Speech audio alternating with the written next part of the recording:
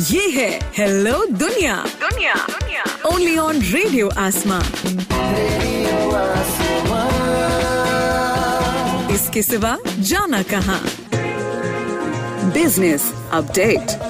तो दोस्तों, आप सुन रहे हैं रेडियो आसमां और मैं हूं साकेत सोनी।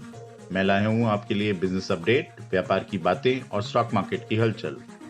इंग्लैंड के कुछ सांसदों ने ये कहा है कि उन्हें लगता है कि 50 बिलियन पाउंड्स का कैश कहीं ना कहीं मिसिंग है और उन्होंने बैंक ऑफ इंग्लैंड को ये इन्वेस्टिगेशन करने के लिए कहा है।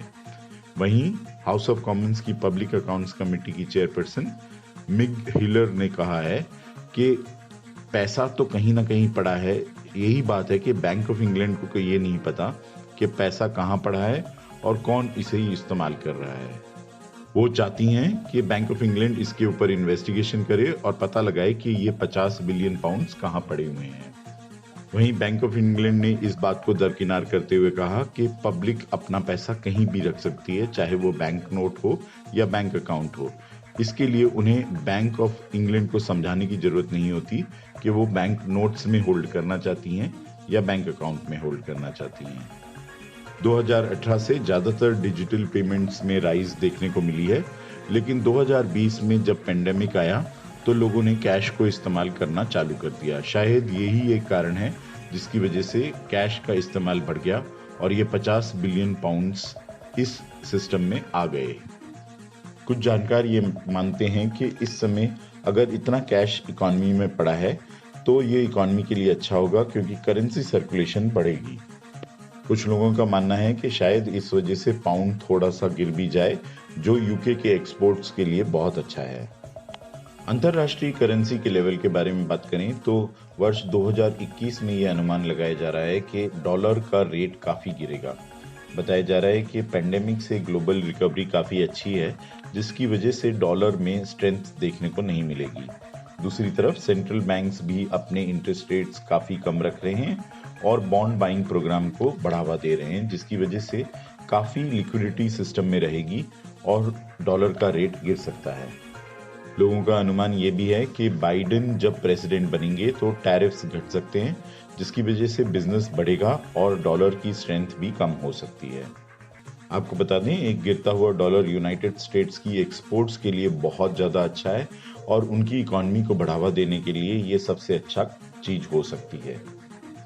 रविवार की शाम को भारत में कोरोना वायरस की वैक्सीन बनाने वाली company serum institute of India ने ये कहा कि वो भारत के ड्रग कंट्रोलर जनरल से ये गुजारिश करेंगी कि अब उन्हें एक इमरजेंसी यूज ऑथराइजेशन दिया जाए, जिससे कि वो वैक्सीनेशन प्रोग्राम को चालू करें। आपको बता दें कि सीरम इंस्टीट्यूट ऑफ इंडिया ने ऑक्सफोर्ड कोविड-19 वैक्सीन बनाई है, जो काफी कारगर है और उन्होंने कहा कि उन्होंने लगभग 4 करोड़ डोजेज को तैयार करके स्टोर कर लिया है। पिछले हफ्ते सेंसेक्स ने 45,000 का आंकड़ा पार कर लिया। ये पहली बार हुआ कि हफ्ते के अंत में सेंसेक्स 45,000 के ऊपर बंद हुआ।